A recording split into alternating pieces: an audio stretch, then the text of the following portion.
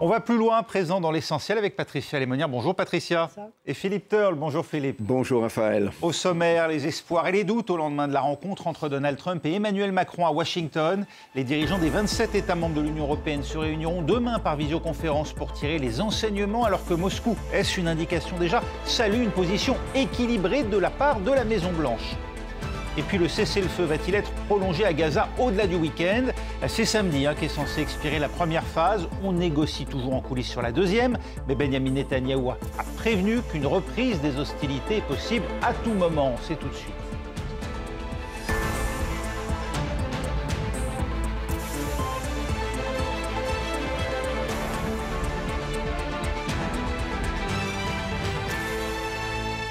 L'heure des comptes au lendemain de la visite d'Emmanuel Macron à Washington pour rencontrer Donald Trump. Qu'a obtenu le président français?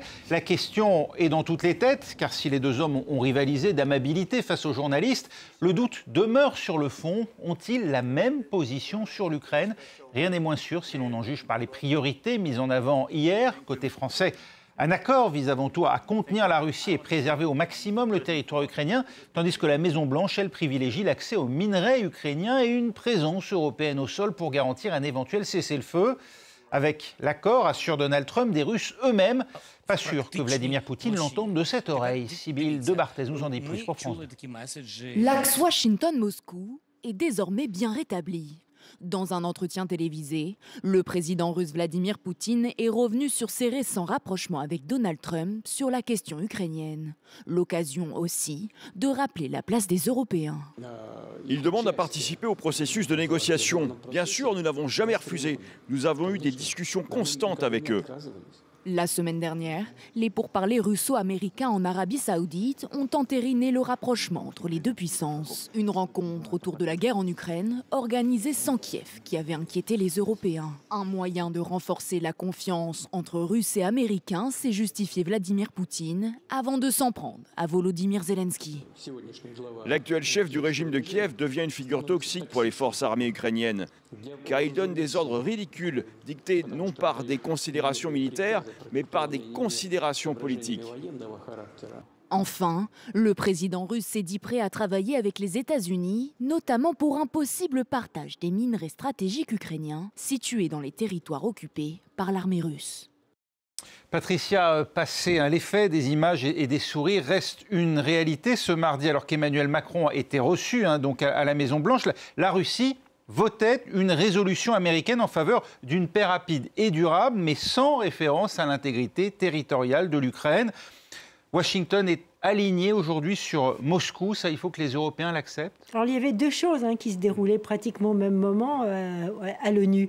Il y avait cette résolution au Conseil de sécurité qui a été votée avec des abstentions, dont la France, qui était la résolution à minima, en disant il faut arrêter la guerre, point, pratiquement.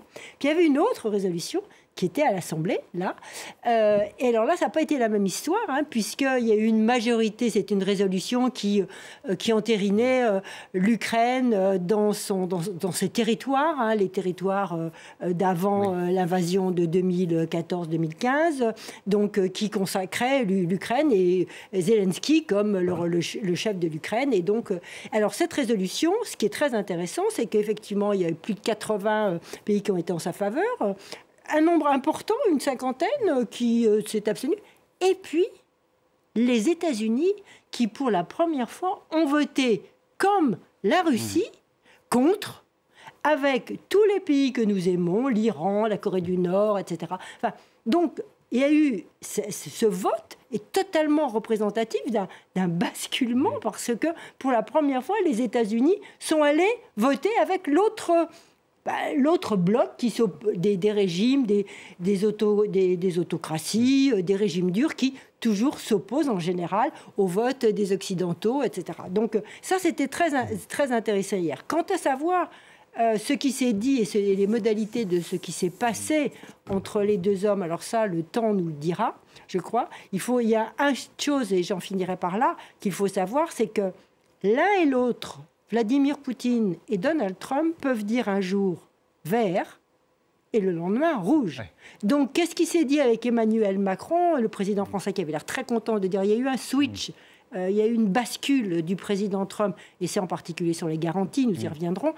Peut-être qu'il y a eu une bascule hier, mais peut-être la bascule ne sera pas demain. Elle était où la réalité américaine hier, Philippe? Elle était à Washington, à la Maison-Blanche, avec Emmanuel Macron et Donald Trump, ou elle était à New York, à l'ONU, avec ce vote aux côtés des Russes? C'est une question très compliquée. Je ne connais pas la réponse. C'est tout le système de Donald Trump. On est face à un président qui, comme disait Patrice, change d'avis presque tous les jours. Il dit noir un jour, blanc le lendemain.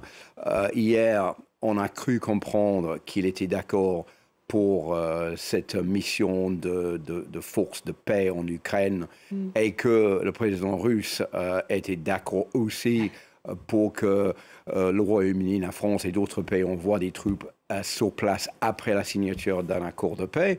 Aujourd'hui, on n'est rien. Les Russes se sont fait demi-tour en disant non, non, non, il n'était jamais question de cela. Alors, qui dit la vérité? Est-ce que c'est Donald Trump? Est-ce que c'est Vladimir Poutine? On n'en sait rien. Ce qui me gêne dans tout ça, c'est que Emmanuel Macron n'est pas bête. Il connaît Donald Trump. Il l'a connu pendant le premier mandat de Donald Trump. Il a beaucoup fréquenté. Il sait comment il marche. Est-ce que Emmanuel Macron a été séduit par Donald Trump? Est-ce qu'il n'a pas vu ce que Donald Trump faisait? Est-ce qu'il est revenu en France les mains vides? Non, les mains ne sont pas vides, mais les mains ne sont pas aussi pleines que Emmanuel Macron aurait souhaité, à savoir avec un accord de paix, avec la reconnaissance du territoire ukrainien et aussi avec un accord et des États-Unis et de la Russie pour le renvoi d'une force de maintien de la paix. Tout ça, pour le moment, ça reste toujours sans réponse et on est aujourd'hui pas mieux loti sur l'ensemble et l'avenir de cet accord de paix qu'on était avant l'arrivée d'Emmanuel Macron à Washington hier. Et sans garantie de sécurité américaine sur une éventuelle force de maintien de la paix européenne, ce que souhaitait obtenir Keir Starmer, ce qu'il obtiendra peut-être jeudi. Emmanuel Macron a semblé dire à plusieurs reprises qu'il y avait un accord américain, mais à aucun moment Donald Trump n'a mentionné cet élément. À aucun moment, c'est Emmanuel Macron qui a laissé entendre qu'il y avait cette garantie américaine. Il n'a cessé de répéter durant son intervention en disant « il nous faut la garantie, on aura la garantie ». Enfin, moi, c'était du wishful thinking, comme l'on dit en France. Cette garantie, ça veut dire quoi? C'est-à-dire que des troupes européennes envoyées sur place, s'il leur arrivait quoi que ce soit de la part de la Russie, les Américains interviendraient. Voilà, l'idée, c'est que les troupes européennes et d'autres, d'ailleurs, pourraient être ce qu'on appelle en backup, enfin assez loin de la ligne de front, mais pour sécuriser des sites industriels, etc., des aéroports et tout et tout. Et s'il y avait une attaque russe, eh bien, les renseignements américains seraient quand même là pour nous dire ils arrivent. Tout ce qui est le cyber offensif américain serait là aussi. Et l'aviation serait là aussi. Ça, c'est ce que souhaitent les Anglais et les Français. Reste à savoir si c'est ce que souhaite Donald Trump. En tout cas, c'est surtout pas ce que souhaite Vladimir Poutine. Et je crois que on a une erreur déjà. Enfin, c'est très important de développer l'après cessez-le-feu parce que c'est ce qui a été mal fait à Minsk 1, Minsk 2. Mais Vladimir Poutine, lui, il ne veut. C'est le maître en l'art de la négociation qui s'étire, qui se tord, qui prend son temps et pendant ce temps, on continue la guerre et on continue à grignoter ce que l'on veut du Donbass, cesser le feu ou pas. Il trouvera toutes les excuses pour ce que veut Trump. C'est la poignée de main devant son électorat, devant son public, dire, voyez, je vous avais promis, c'est fait. Après le cessez-le-feu, l'application du cessez-le-feu et l'accord de paix, je ne sais pas si ça l'intéresse tellement. Il faut voir, peut-être que Macron l'a convaincu. J'ai pas d'idée là-dessus. Je pense que c'est un homme qui est dans l'instant et dans le business et que, ma foi, chaque jour sa peine, en quelque sorte. Je me demande d'ailleurs si, pendant la discussion Macron-Trump hier, avant la conférence de presse, c'est peut-être Donald Trump a dit oui, je suis d'accord, mais dans la conférence de presse, il n'a rien dit. Oui. Comme ça lui ouvre la porte de nier le lendemain. Ben non, j'ai rien dit, j'ai jamais dit que j'étais d'accord pour cela. J'ai dit quand même que Vladimir Poutine était d'accord, mais bon, évidemment, il a changé d'avis, je suis pour rien. Ça lui met toujours Donald Trump en position de force. Et en ce qui concerne le vote aux Nations Unies, bon, il ne faut pas faire d'illusions là-dessus. On le savait déjà depuis plusieurs jours que Donald Trump était plutôt dans direction de la Russie qui était plutôt pro-russe, c'est juste encore une confirmation supplémentaire de la position américaine. C'est pas une surprise, mais c'est quand même un choc pour l'Occident. Je dis de mémoire, moi je me souviens pas d'avoir vu quelque chose de pareil, même en 2003, lors de la guerre du Golfe, où il y a plusieurs pays qui ont voté contre les États-Unis. C'était pas pour que les États-Unis votent en faveur avec la Russie, la Corée du Nord, l'Iran et d'autres pays, la Biélorussie. Donc on est vraiment dans une nouvelle ère qui fait assez peur d'ailleurs, où on se demande si vraiment les Américains savent ce qu'ils font en se liant un pacte avec de tels pays, de tels gouvernements qui n'ont vraiment rien à voir avec la démocratie et qui lâchent les alliés historiques, à savoir l'Union européenne, l'Europe et l'Ukraine. Les dirigeants des 27 États membres de l'Union européenne se réuniront demain, mercredi, en visioconférence pour un débriefing de la rencontre. Les Européens qui ont peut-être perdu un allié historique, mais ont peut-être trouvé un autre sur le dossier ukrainien. Recep Tayyip Erdogan, le président turc, a adressé un message très clair hier aux participants à une réunion à Kiev pour commémorer les 3 ans de l'invasion russe à grande échelle du territoire ukrainien. Écoutez. Nous sommes déterminés à tout mettre en œuvre pour mettre fin à la guerre par la négociation. Ce faisant, nous continuons de soutenir fermement l'intégrité territoriale, la souveraineté et l'indépendance de l'Ukraine. Mais j'ai plus le mot. Et Mathilde Varda est avec nous en direct d'Istanbul. Recep Tayyip Erdogan est déterminé à peser sur le règlement de ce conflit, quitte à ne pas aller dans le sens des Russes, Mathilde. Exactement. Recep Tayyip Erdogan, comme on a pu l'entendre, il a rappelé la nécessité à plusieurs reprises d'inclure l'Ukraine dans ces négociations. Il a aussi rappelé son soutien, comme il l'a fait depuis ces 3 dernières années, il soutient l'intégrité territoriale de l'Ukraine. D'ailleurs, le jour de la rencontre entre les dirigeants russes et américains, il avait accueilli le président ukrainien Volodymyr Zelensky en Turquie. Et il avait, là encore, réaffirmé son soutien. Mais la Turquie, elle continue d'être un interlocuteur aussi avec les Russes. D'ailleurs, le ministère des Affaires étrangères, Sergei Lavrov, était hier en Turquie. Alors, il n'a pas rencontré Recep Tayyip Erdogan, mais il a rencontré son homologue turc, le ministre des Affaires étrangères. Erdogan, il a déclaré que la Turquie, elle avait gagné la confiance des 2 pays grâce à sa position équilibrée. Donc cette position que parfois les Occidentaux lui ont reprochée, il s'en vante en quelque sorte. Ankara a effectivement accueilli des négociations directes entre la Russie et l'Ukraine au début de la guerre. Elle a facilité les négociations sur l'accord du grain ukrainien et on voit qu'elle veut toujours jouer un rôle. D'ailleurs, il s'est entretenu avec Emmanuel Macron et après cet appel, il a déclaré vouloir travailler de manière plus coordonnée avec la France et avec Emmanuel Macron. On voit à travers ces déclarations, mais aussi les déclarations de son ministre des Affaires étrangères ces derniers jours qui ont répété à plusieurs reprises vouloir jouer un rôle. Et d'ailleurs, Recep Tayyip Erdogan avait proposé la Turquie comme hôte idéale pour accueillir des pourparlers, mais on le comprend à travers ces dernières déclarations que ces pourparlers, selon Erdogan, devront inclure évidemment l'Ukraine et la Russie, les 2 côtés donc. Merci Mathilde Varda en direct d'Istanbul. Est-ce que ça peut changer la donne d'après vous? Est-ce que vous voyez un changement de la part de l'Ukraine sur cette question, Patricia Lémonière? Non, je vois la Turquie est totalement dans le rôle qu'elle a depuis toujours, c'est-à-dire de passe-plat en quelque sorte. Enfin, ça, elle ne se voit surtout pas comme passe-plat, puisqu'elle se voit comme grande puissance régionale et même avec une vision d'empire, elle aussi, puisqu'elle se voit bien aller jusqu'en Azerbaïdjan. Enfin, vous voyez, elle sait de quoi parle la Russie. Quand la Russie parle d'extension, c'est quelque chose qui a un sens pour elle. Hein. Oui. Donc, Erdogan, lui, est complètement dans son rôle. Il a toujours été... Il a de très bons rapports avec Trump, qui considère que voilà un homme fort qui sait ce qu'il veut. Donc Trump apprécie Erdogan. Vladimir Poutine, ma foi, l'utilise parce qu'il faut bien faire du business. Hein. C'est un grand lieu de contournement des sanctions, hein, quand même, la Turquie. Donc voilà. Et puis dans cette affaire-là, Erdogan espère aussi, je pense, faire du business avec les Américains. Oui, mais il n'était pas forcé de pousser Zelensky et d'insister à la présence des Ukrainiens. C'est un homme qu'il a fourni des drones. C'est un homme qui est malin.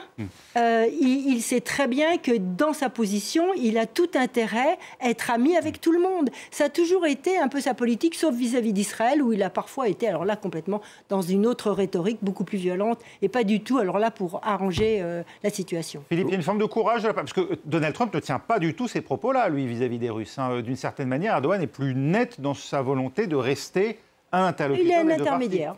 Oui, alors je pense aussi, je reviens un peu sur une comparaison entre Erdogan et Donald Trump. Ces deux hommes forts qui s'apprécient, c'est deux hommes qui aiment un deal. C'est des hommes qui aiment signer quelque chose qui apportera quelque chose de positif pour leur pays. Mieux d'être amis avec les gens pour pouvoir éventuellement gagner quelque chose, d'être fâché avec quelqu'un et de rien gagner du tout. Donc la position de la Turquie, c'est OK, on est copains, amis avec Poutine, ça peut nous servir. On est amis avec Trump, ça peut éventuellement nous servir aussi.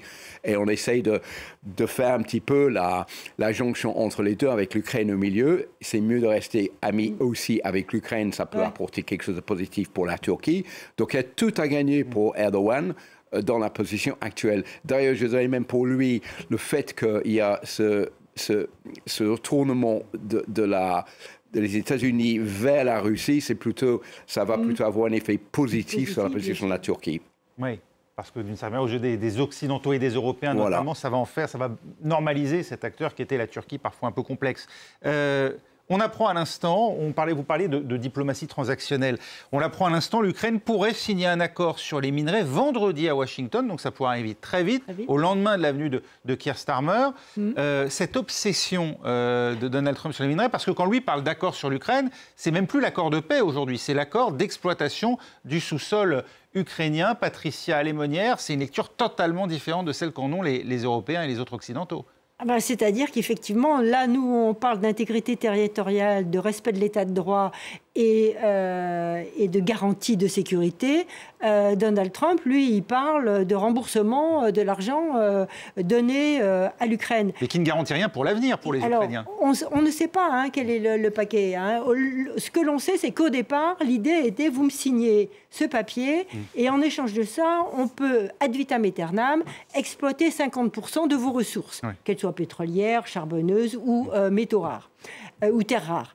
Donc c'était ça le deal. Là, Zelensky a dit, non, moi je ne veux pas hypothéquer toute ma jeunesse, toute la vie, etc. Donc il va falloir renégocier. Oui, et apparemment les clauses défavorables ont été retirées par Washington. Donc qu'est-ce qui a été négocié ?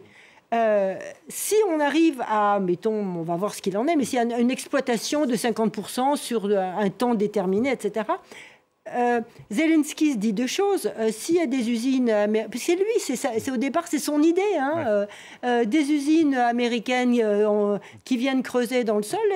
S'il y a un directeur américain qui est là, il va bien falloir quand même qu'il ne reçoive pas quelques armes et bombardements.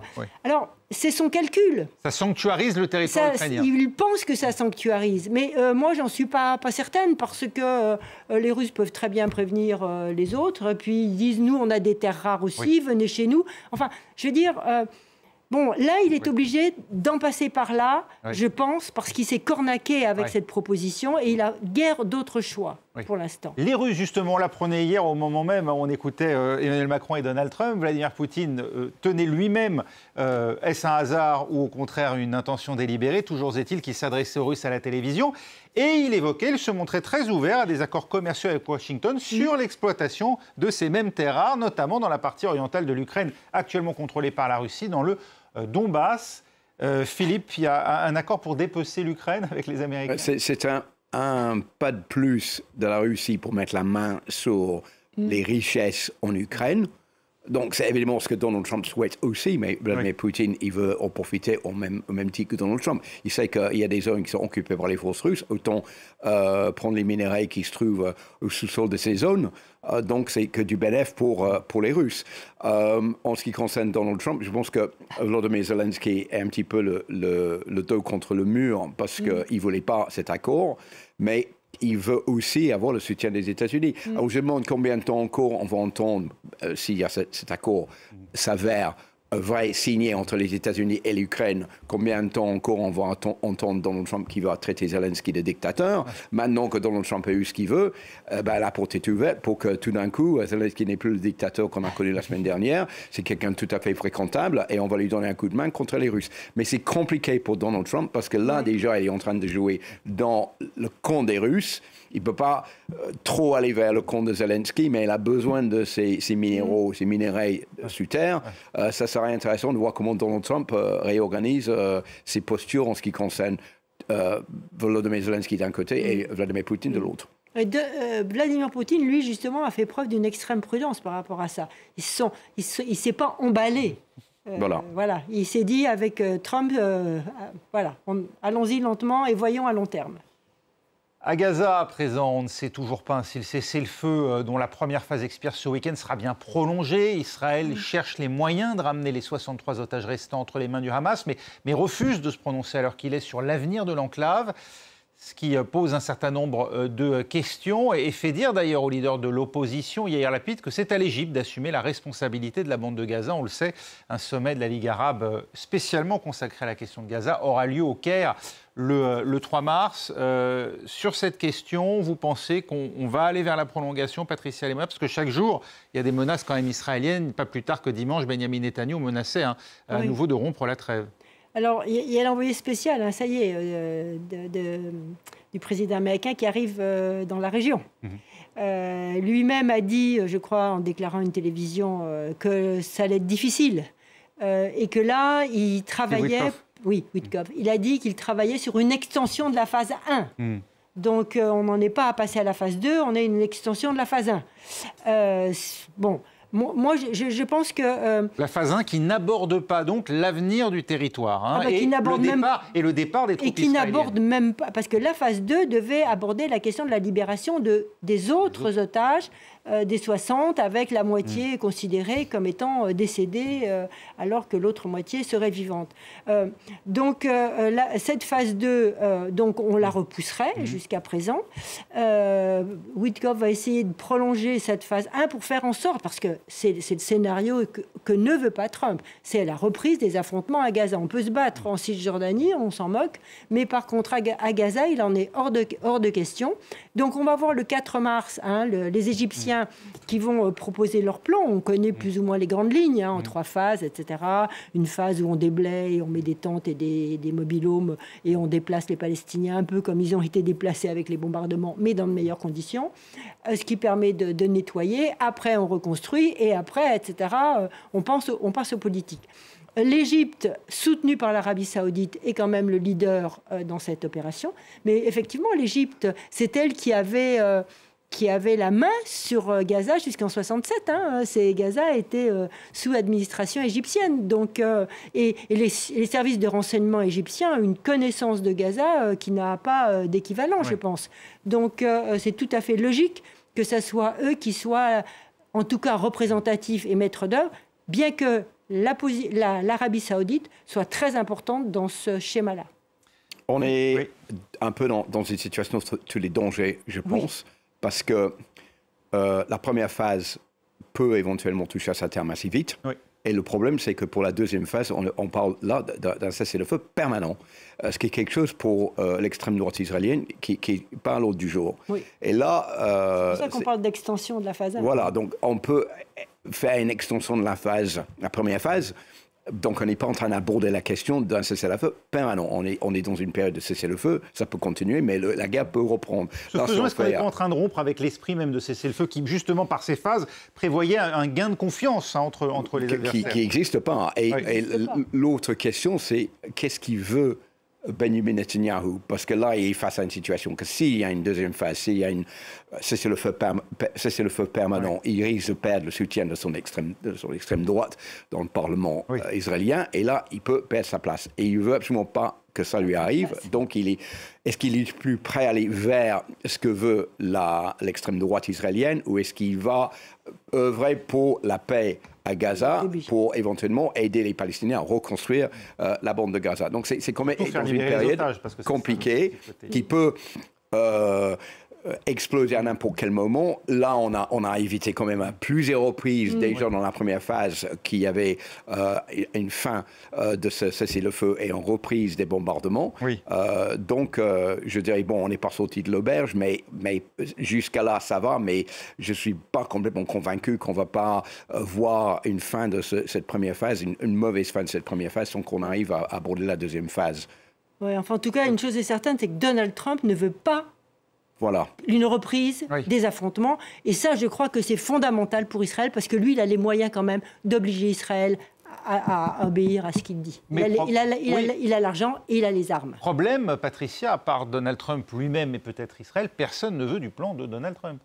Ah, vous parlez de... Oui, mais les deux sont liés. Parce que ce que Donald Trump veut, c'est la paix. Et pas les combats. La Riviera, il l'a fait pour bouleverser les choses. Enfin, bon, c'était bien si ça avait marché, mais c'est surtout, on le dit dans son équipe, hein, c'est pour bouleverser les gens et qui pensent un peu, qui se remettent à bosser. Moi, je pense que Donald Trump, il aimerait... faire marcher cette idée des rivières. D'autant qu'il y a du pétrole partout. Parce qu'il peut construire des hôtels, c'est un agent immobilier qui aime bien construire. Là, c'est normal, mais sur papier, c'est beaucoup plus compliqué. Et là, il sait qu'il a une fin de non-recevoir de tous les pays arabes. Il n'y en a pas un qui a dit d'accord, c'est une bonne idée. Donc, cette idée est mornée, mais ça ne va pas dire que Donald Trump ne va pas revenir à la charge plus tard. Mais ça ne veut pas dire qu'il se désintéresse de fait de la région. Ah non, non, au contraire. Du gaz et du pétrole. Oui, et puis Donald Trump, il veut le prix Nobel de la paix. Et il sait que là, à Gaza, comme en Ukraine, il y a une opportunité pour lui d'être le faiseur de paix, celui qui fait réunir les deux côtés et que la guerre se termine. Tout, pour lui, est positif dans ce domaine-là. C'est très simplé comme raisonnement de Donald Trump, mais je pense que, sur le fond, je veux créer une rivière sur le Méditerranée à Gaza, et en plus, je voudrais arrêter cette guerre pour avoir le prix Nobel de la paix. C'est un peu comme ça que ça fonctionne pour Donald Trump.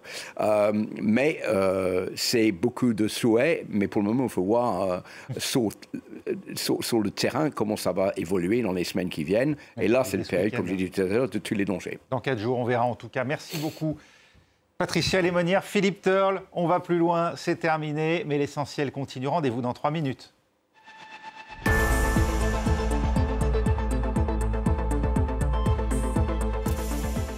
En soirée, faites un tour complet de l'actualité dans l'Actu 360 aux côtés d'Anthony Saint-Léger. Tous les faits, toutes les clés pour décrypter l'actualité. Je vous donne rendez-vous du lundi au jeudi de 22h à minuit en direct dans l'Actu 360 sur France 24.